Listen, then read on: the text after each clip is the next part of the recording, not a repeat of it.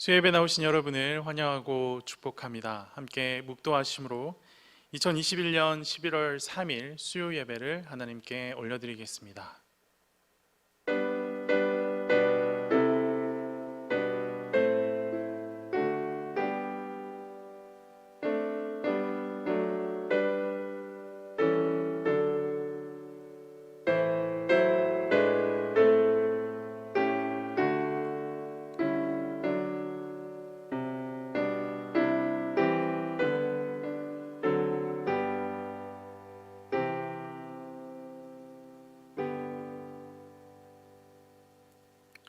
사랑과 자비가 충만하신 하나님 아버지, 이 시간 그 놀라운 주님의 사랑 힘입어 주님 앞에 예배로 나아갑니다.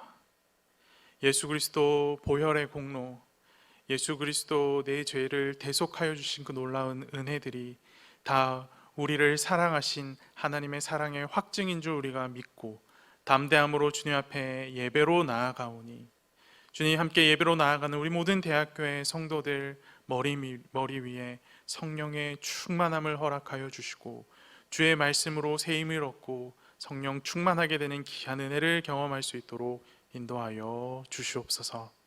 예배의 시종을 주님 손에 맡겨드립니다. 모든 말씀 살아계신 예수 그리스도의 이름으로 기도합니다. 아멘. 함께 찬송가 238장 주님의 귀한 말씀은 찬양하겠습니다. 찬송가 238장 주님의 귀한 말씀은 찬양합니다.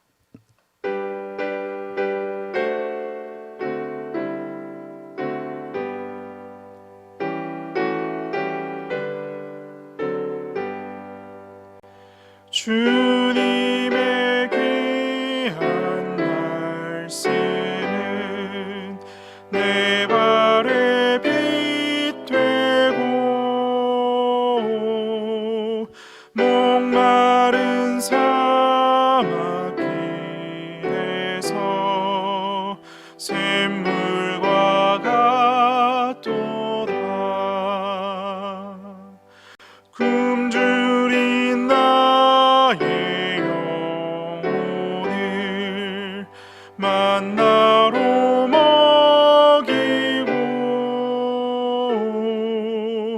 내 갈 길 밝게 비추니 그 말씀 귀하다. 낮에는 구름 기둥과 밤에는 불 기둥, 주 백성 앞에 나타나 앞장서 주시네.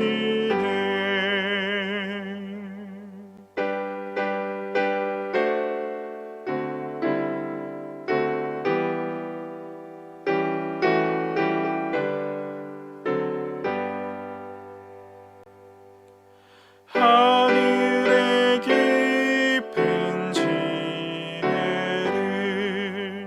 깨닫게 하시고, 주 말씀 밝히 알도록 늘 도와주옵소서.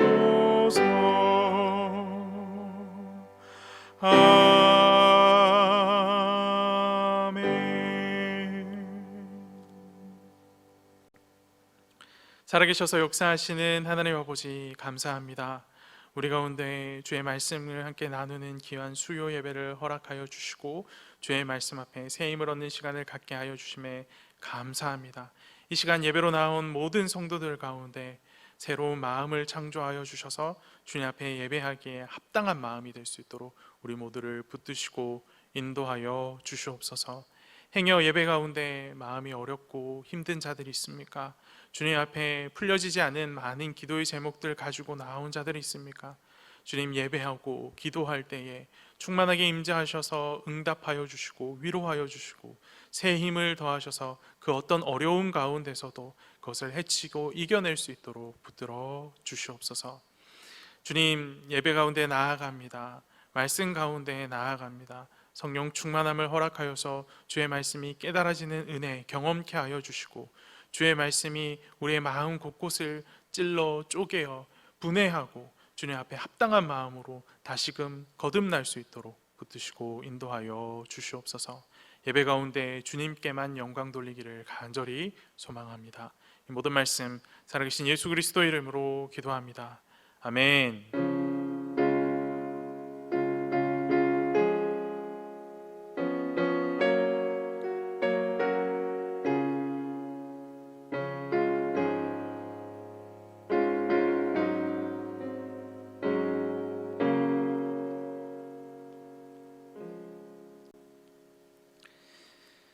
다 함께 찬송가 262장, 새 찬송가 523장 어두운 죄악길에서 찬양하겠습니다.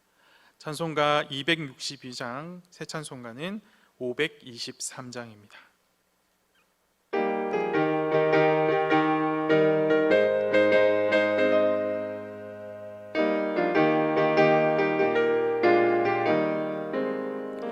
어두운 죄악길에서 목자 없는 양같이 모든 사람들 찾아 헤맨다.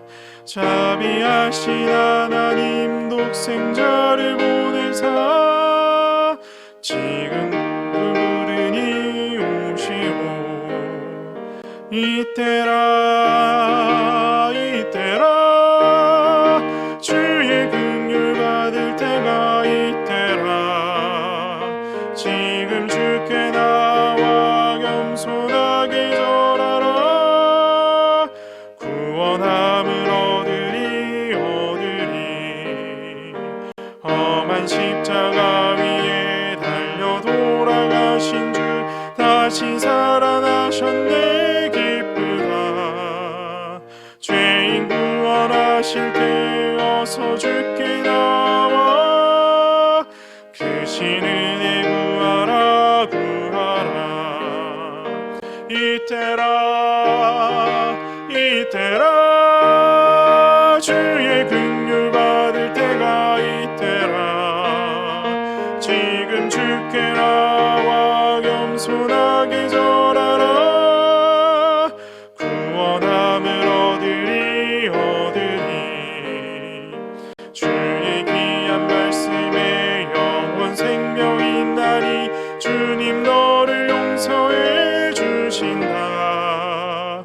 주가 부르실 때에 인과 정성 다하여 주의 은혜 받으라 받으라. 이때라 이때라 주의 긍휼 받을 때가 이때라. 지금 주께 나와 겸손하게 절하라. 구원함을 얻으리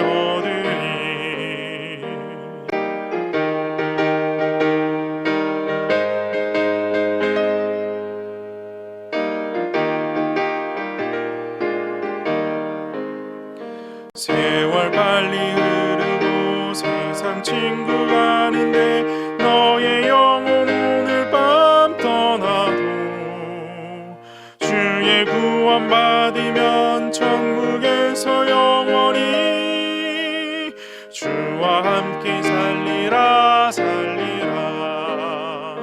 이때라 이때라 주의 긍휼 받을 때가 이때라.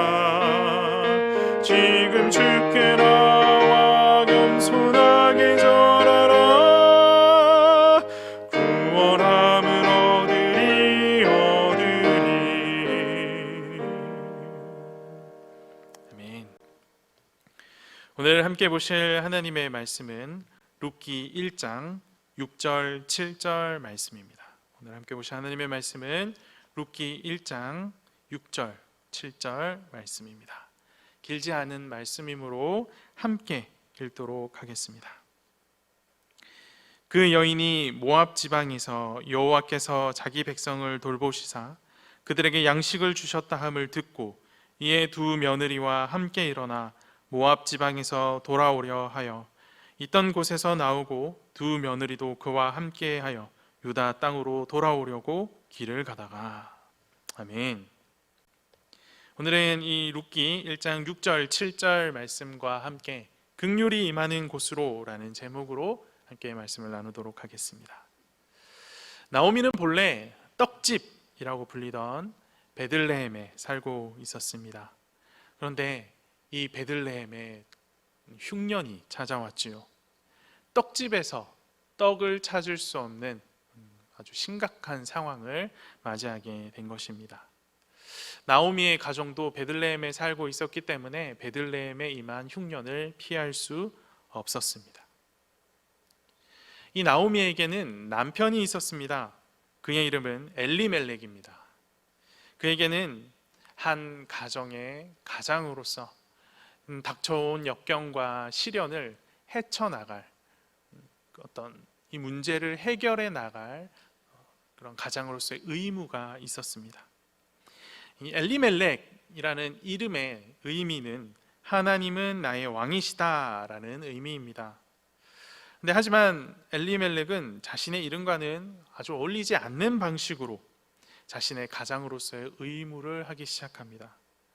먹고 사는 방법을 찾는 일에 하나님은 나의 왕이십니다 라고 고백하며 왕에게 질문하는 것이 아니라 자신의 소견에 오른 대로 자신의 생각대로 판단하여 이주를 결정합니다. 그렇게 이주한 곳이 바로 모압입니다. 나오미의 이름의 뜻은 즐거움이라는 의미입니다. 그런데 지금의 나오미, 베들레헴을 떠나 모압에 정착하여 10여 년의 삶을 산 지금의 나오미에겐 즐거움은 없고 고통과 수치만 남았습니다. 예전에 그녀는 배가 고파서 고향을 버려야만 했습니다. 고향을 떠날 때만 해도 지금보다는 나으리라 라는 희망을 품고 모압으로 건너왔고 또 최선을 다해서 그 모압 땅에 정착하려고 했지만 이상하게 모압 땅에서 계속해서 아픈 일들이 끊이지 않고 일어났습니다. 이 모압 땅에서 남편을 잃었고 얼마 지나지 않아 큰 아들도 잃었습니다. 그리고 작은 아들마저 잃게 됩니다.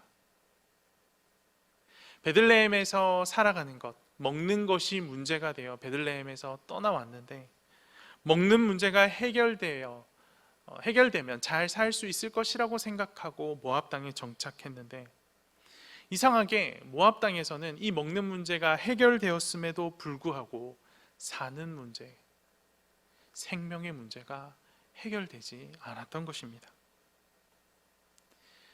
그렇게 모든 가족을 잃은 나오미, 결국엔 자기의 이름도 잃어버리게 됩니다. 본문을 읽어가다 보면 10년 만에 베들레헴으로 다시 돌아온 나오미가 자신을 더 이상 나오미라고 부르지 말라라고 요청하는 것을 확인할 수가 있습니다. 자기를 나오미라 부르지 말고 마라라고 부르라 합니다.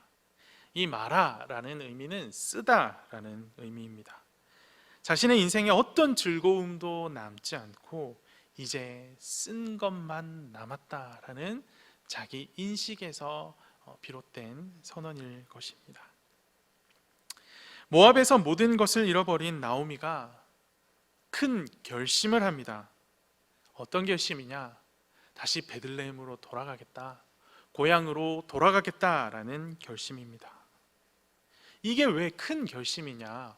고향으로 돌아가는 것은 너무나 당연한 것 아니냐라고 말하실 수 있지만 사실 이 나오미의 상황을 지켜봤을 때 고향으로 돌아가고자 하는 이 결단이 결코 쉬운 결단이 아니었음을 우리는 알 수 있습니다. 현재 나오미는 가족도 다 죽고 재산도 하나도 남은 것이 없이 철저히 혼자 남은 과부가 되었습니다.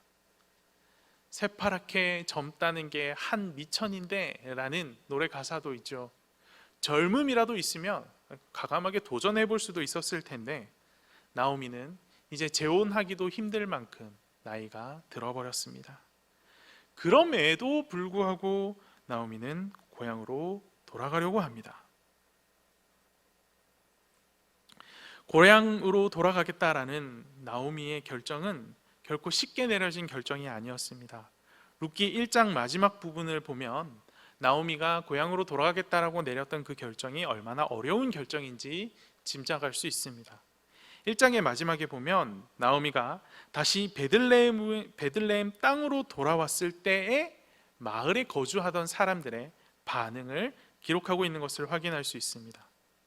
나오미가 베들레헴 땅에 다시 도착하자, 자신이 거주하던 곳에 다시 돌아오자 온 동네가 시끌벅적한 것을 확인할 수 있습니다. 온통 다 나오미가 돌아왔다라는 이야기로 이야기꽃을 피우고 있는 겁니다. 나오미가 돌아온 것이 온 마을 사람들이 함께 대화할 주제가 될 만큼 엘리멜렉과 나오미의 집이 그 마을에서 꽤 유명했던 것이 아닐까라고 생각하게 됩니다.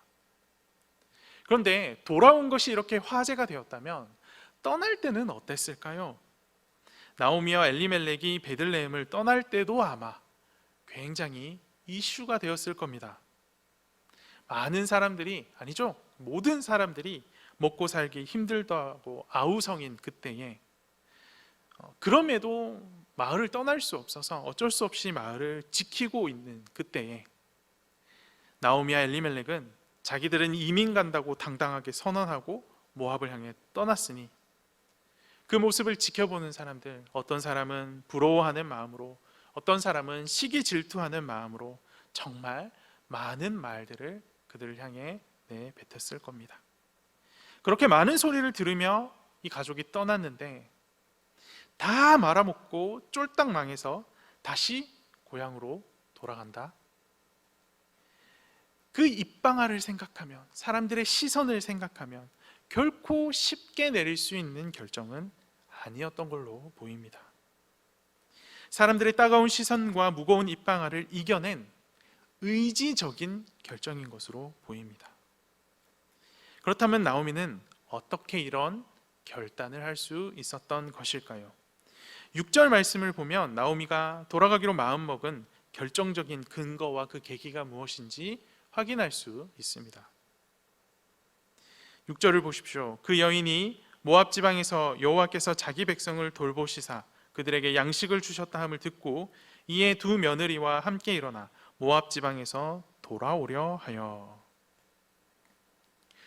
모압에서 모든 것을 잃어버린 나오미, 절망하고 있었던 나오미, 이 나오미에게 고향 소식, 베들레헴 소식이 들려옵니다. 어떤 소식이냐?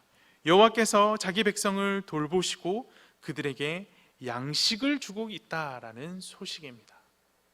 여호와의 긍휼이 다시 돌아왔고 베들레헴 가운데 다시 돌아왔고 여호와의 긍휼로 인해 이 베들레헴이 회복되고 있다라는 소식을 이 나오미가 듣게 된 것입니다.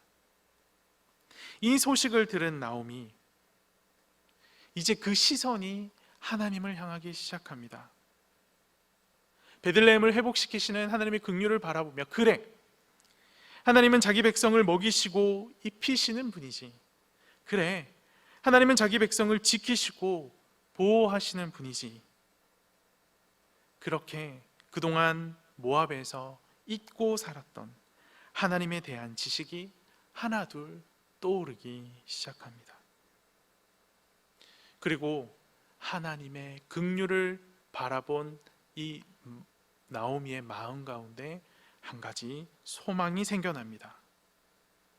모든 것이 끊어졌던 베들레헴이 하나님의 긍휼로 인해 다시 회복되고 온전케 될 수 있다면, 실제로 그렇게 온전케 되고 있다면 모든 것을 잃은 나의 삶도 하나님께서 회복시키시고 온전케 하실 수 있겠구나 하는 소망입니다. 주님께 돌아가면 나도 회복될 수 있는 거구나라는 소망이 이 나오미의 마음 가운데 생겨난 것입니다. 물론 하나님을 바라보고 생겨난 그 소망을 다시 사람들을 생각했을 때는 번뇌의 마음으로, 고민하는 마음으로 돌아섰을 겁니다. 사람들의 따가운 눈총과 입방아가 굉장히 신경 쓰였을 겁니다. 하지만 자기의 소견을 따라 행동했다가 모든 것을 잃어버린 자신의 인생의 경험을 토대로 이제는 하나님을 따르겠다고, 하나님의 긍휼이 있는 곳으로 돌아가겠다라고 결단하고 의지적으로 그 발걸음을 옮기는 것을 확인할 수 있습니다. 7절 말씀을 보십시오. 있던 곳에서 나오고 두 며느리도 그와 함께하여 유다 땅으로 돌아오려고 길을 가다가, 주님께로 돌아가겠다라는 결단을 하고 곧장 그곳에서 나오는 모습을 확인할 수가 있습니다. 그 결심을 바로 실행하는 모습을 확인할 수 있습니다. 그리고 있던 곳에서 나와 유다를 향한 길 위를 터벅터벅 걷기 시작합니다. 주님의 긍휼이 보이기 시작하자 저 긍휼만이 나를 구원할 수 있다, 나를 온전케 할 수 있다라는 생각과 함께 주님께로 돌아가겠다라고 결단하고 움직인 것입니다. 결단하고 움직였다. 정말 별거 아닌 것 같은 이야기지만 오늘따라 특별히 이 룻기의 맥락에서는 이 말씀이 굉장히 큰 울림으로 저에게 다가옵니다. 룻기의 배경을 살피면서 사사기의 내용을 잠깐 살펴보았었습니다. 사사기는 이스라엘 백성이 하나님을 모른다라고 평가하고 있습니다. 하지만 여호수아와 함께 정복 전쟁을 경험한 이스라엘 백성이 하나님을 모른다라는 것이 상식적으로 이해가 되지 않습니다. 그렇다면 사사기가 말하는 이스라엘 백성이 하나님을 모른다라고 평가한 것은 어떤 의미였느냐? 하나님을 알지만 하나님의 말씀에 순종하지 않는 것이다 라는 것을 의미한다라고 말씀을 드렸었습니다.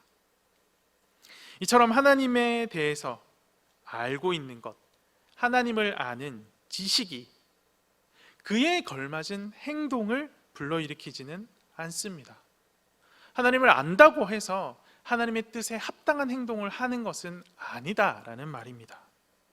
반드시 뭐가 필요하냐? 의지적인 결단과 어떤 자기를 통제하는 마음이 필요합니다.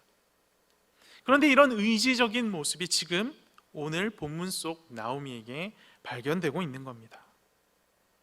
떠나올 때는 자기 소견에 옳은 대로만 따라서 움직였던 사람이 돌아갈 때는 하나님의 긍휼을 의지적으로 쫓고 있는 겁니다. 사람들의 조롱과 손가락질이 두려웠겠지만 그 두려움보다 크신 하나님을 의지적으로 선택한 것입니다.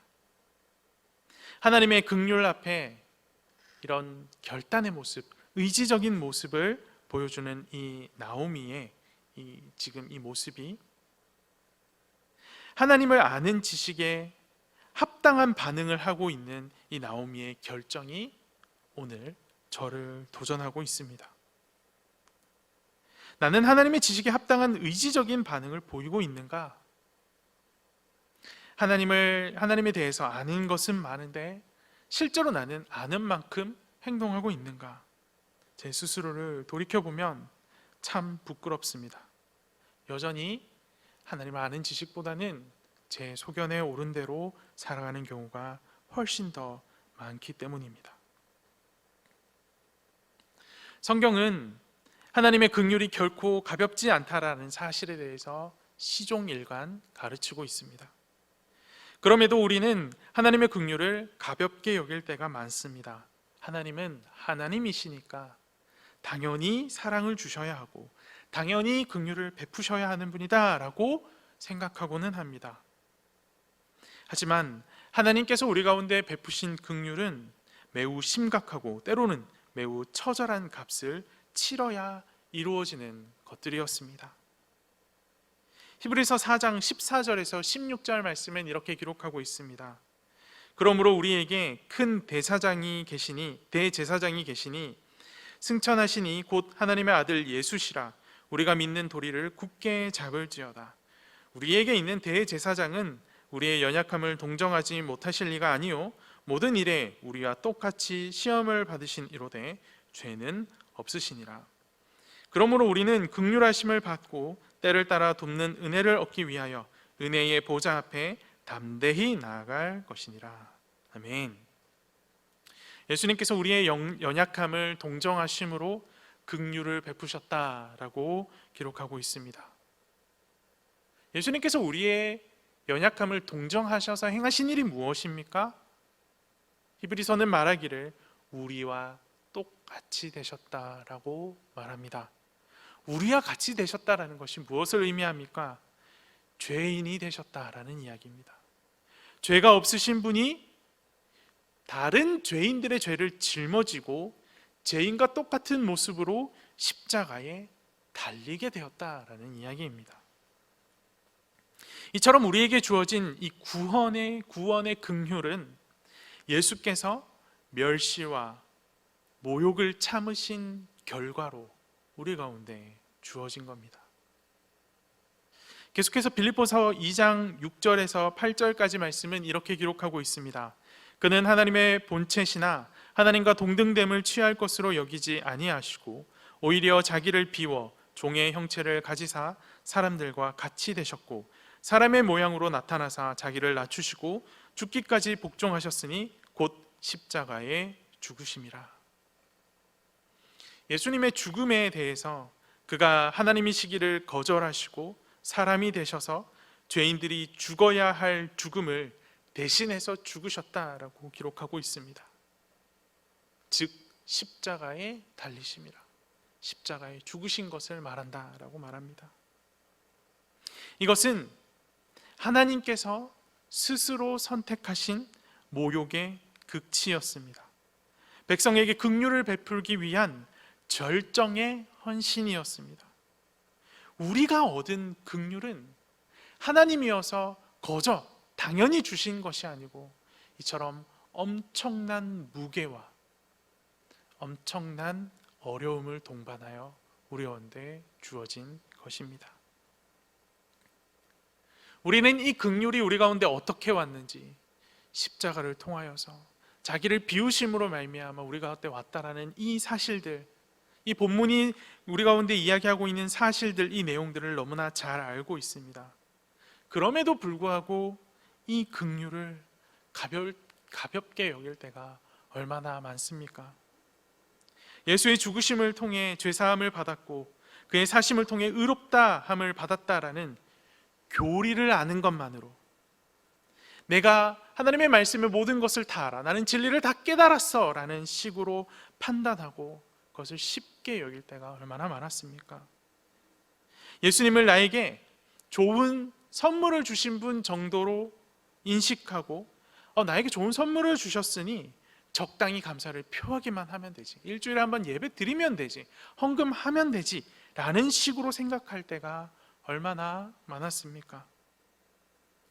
예수님과 나 사이에 뭐 그렇고 그런 관계들이 있대라고 하는 그 아주 가느다란 연관성만 유지한 채 정작 예수님과는 전혀 무관한 삶을 살아갈 때가 얼마나 많았습니까?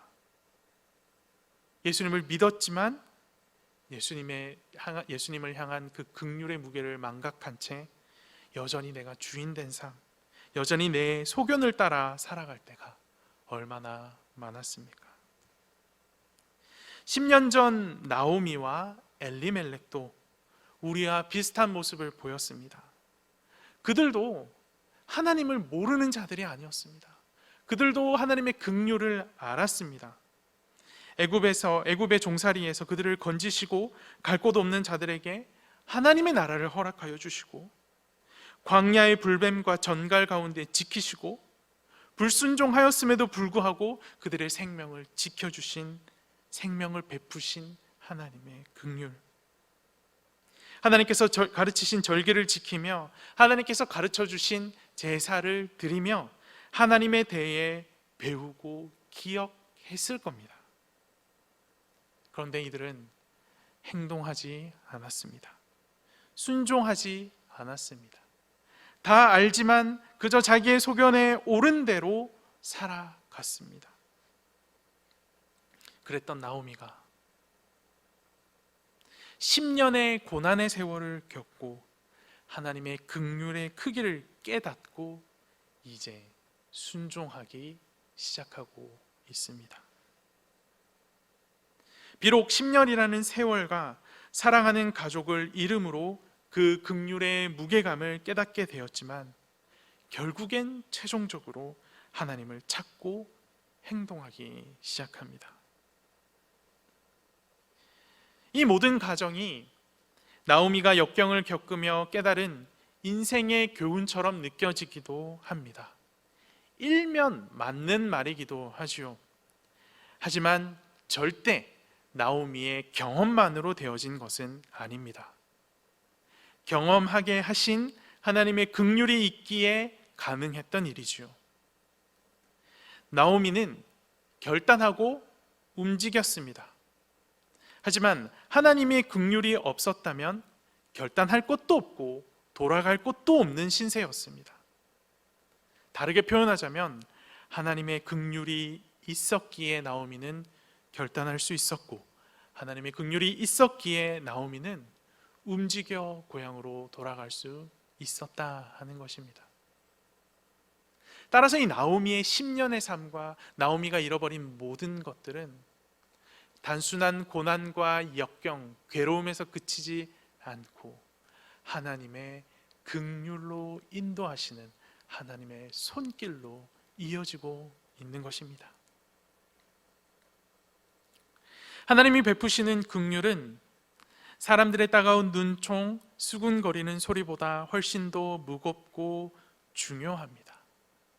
그렇기 때문에 우리는 긍휼이 임하는 자리에 다른 사람 눈치 보지 말고 담대히 나아가야 합니다. 오늘 나오미가 다른 사람들 눈치가 보임에도 불구하고, 다른 사람들의 입방아가 두려움에도 불구하고 담대히 주님 앞에 나아갔던 것처럼, 주님의 긍휼이 임하는 그 자리에 주님의 긍휼을 구하며 나아갔던 것처럼 오늘 우리도 주님 앞에, 주님의 긍휼 앞에 담대히 나아가야 합니다. 나 실패했는데, 나는 망했는데, 내 주제에 무슨, 이런 식의 핑계를 여전히 대고 계시다면 여전히 내 안에 내가 살아있다는 증거입니다.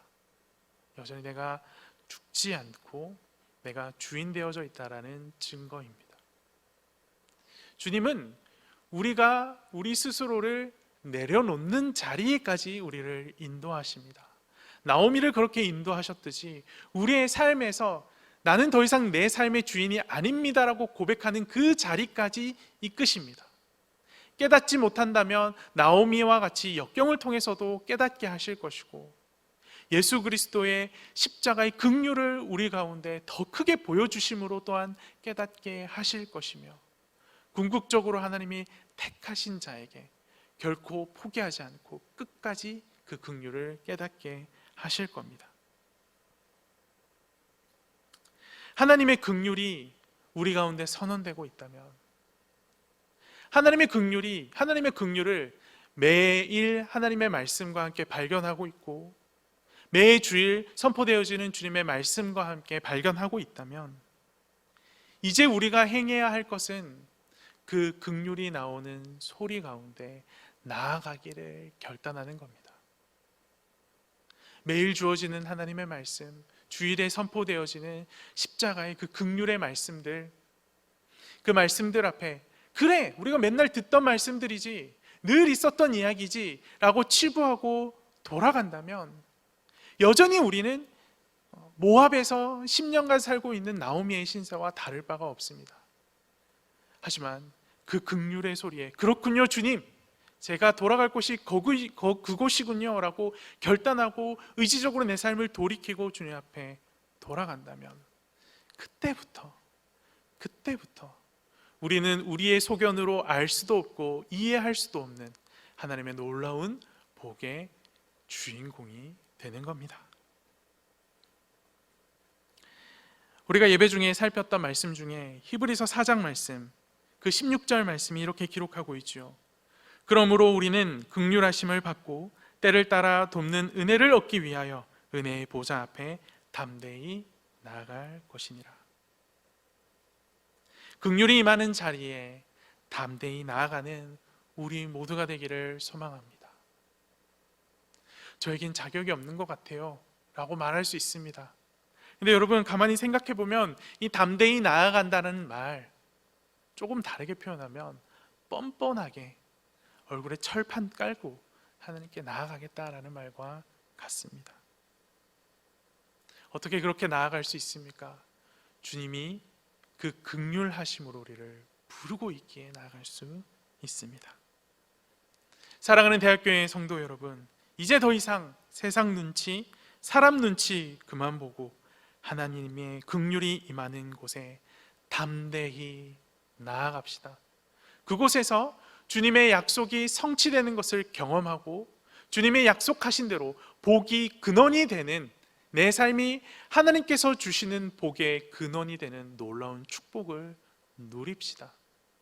이 복의 자리로 담대히 나아가는 모든 대학교의 성도들이 되기를 간절히 소망합니다. 함께 기도합시다. 살아계셔서 역사하시는 하나님 아버지, 우리는 여전히 하나님의 긍휼 앞에서 세상의 다른 많은 것들을 주목하고 살아가고 있습니다. 내 삶의 주인이 내가 아니다라고 머리로는, 교리로는, 성경적 지식으로는 너무나 잘 알고 있음에도 불구하고 실제로 내 삶을 살아갈 때는 내 삶의 주인이 나인 것을 드러내며 살 때가 참 많았습니다. 이 시간 나오미의 돌이킴과 주님의 그 긍휼의 부르심을 기억하며 다시 한번 주님 앞에 돌이키기를 결단합니다. 예수 그리스도 십자가 그 긍휼의 부르심 앞에 나도 네 주님, 제가 나아갈 곳은 그곳이군요 라고 고백하며 주님께로 다시 돌아가기를 소망합니다. 이 시간 주님 앞에 돌이키기를 소망하고 결단한 모든 대학교의 성도들 가운데 성령의 충만함을 허락하여 주셔서 세상의 수많은 소리들이 나를 부끄럽게 하고 나를 괴롭힌다 할지라도 그럼에도 불구하고 십자가 따라 묵묵히 좁은 길을 향해 달려나갈 수 있도록 우리를 인도하여 주시옵소서. 주님, 결단하고 움직인 그 일이 오늘 말씀을 함께한 모든 대학교의 성도들 머리 위에, 각 사람 마음 위에 결단되어지기를 간절히 소망합니다. 우리 가운데 변화가 있게 하시고 새로운 시작이 있도록 붙들어 주시옵소서. 이제는 우리 주 예수 그리스도의 은혜와 하나님의 사랑과 성령의 교통하심이 주님의 긍휼이 임하시는 곳으로 발걸음을 옮기겠습니다 라고 결단한 우리 모든 대학교의 성도들 머리 위에 이제로부터 영원까지 함께 있을지어다. 아멘.